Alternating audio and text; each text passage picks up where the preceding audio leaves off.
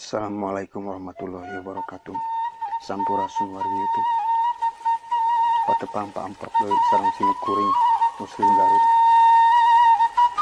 Mangga sakan nonton, like heula, subscribe, sareng share.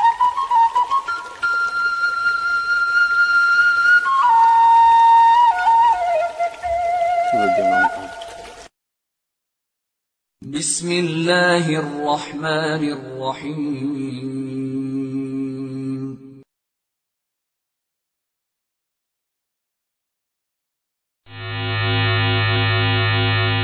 Puasa khusus nyaeta dieu makona puasa khusus teh keur jalma-jalma anu tingkatanana para sholihin.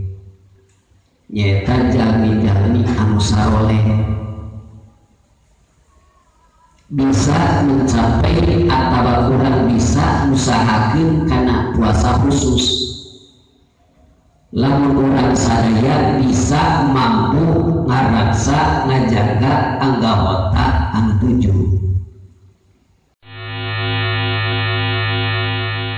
Hoyong dilebetkeun kana makom puasa khusus, dilebetkeun kana golongan para sholihin, nyaeta urang kudu mampu ngajaga nyaeta lisan. Naon cenah Ibu? Lisan. Pak Ibu lamun urang sadaya yang bumi kana puasaan kadua nyaeta puasa khusus kudu mampu ngajaga lisan urang. Letah urang kade cek sebagian ulama ngahaturkeun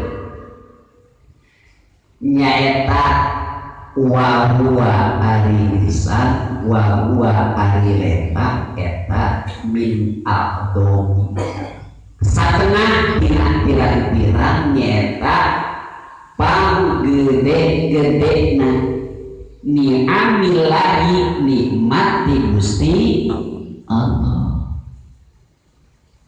Allah teh nyiptakeun naon? Lisan. Mun basa urang mah Allah nyiptakeun letah. Eta letah teh cek sebagian ulama mah bab agung-agungna nikmat anu dibikeun ku Gusti Allah. Kade ieu teh kasaha ala abdihi ka abdi-abdina Gusti Allah. Kade ieu teh Allah teh ngadamel letah eta teh nikmat. Kade nikmat anu kalintang ageungna tah wapihi jeung eta tetep kana lisan khairun adimun wa na'mun kathirun liman hafidhahu wasta'malahu biman khuliqa lahu. Insya Allah eta bakal jadi kanikmatan eta lisan lamun urang nyaeta mampu ngajaga jeung ngarisana eta lisan. Sedengkeun eta lisan teh khairun kabirun. Kade itu lisan khairun ka ari kaalusan eta kabirun anu kalintang agungna. Wa naqun jeung ari kamanfaatan eta kasirun anu kalintang seueur ngalangungan naon? Ngalangungan lisan. Ngan seuringan keur saha eta anu seueur manfaat lisan teh, keur saha eta anu seueur nyaeta anu agung kasayanana teh nyaeta liman pikeun jalma hafidho anu ngaraksa eta jalma bukana eta lisan. Wasta'malahu jeung ngagunakeunana eta si jalma bukana lisan pima dina perkara khuliqa anu ngadamel Allah kana eta lisan nyaeta lahu pikeun eta perkara. Jadi urang ngadamel teh Allah ngadamel kana lisan teh lain kanggo ngadamel eta perkara. Mana atuh eta perkara teh?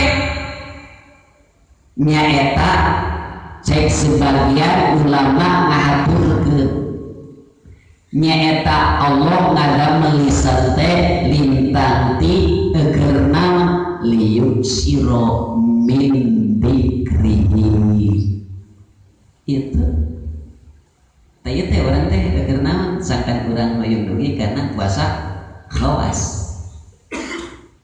Ibu Allah teh nyaeta masihan anu disebutkeun lisan atawa bahasa urang mah letak.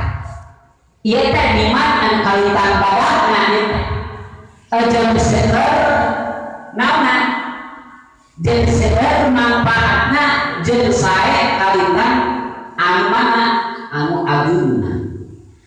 Jadi kaalusan anu ageun kamanfaatan anu gersa gerjalma anu mampu ngariksa ngajaga ngaraksa kana eta lisan jeung bisa ngagunakeunana eta lisan kana dina perkara anu didamel eta perkara lahu pikeun eta lisan gitu. Contoh anu neme geuning Allah teh nyiptakeun lisan teh lain keur naon-naon nyata liyuksiro bidzikri supaya seueur dikir ka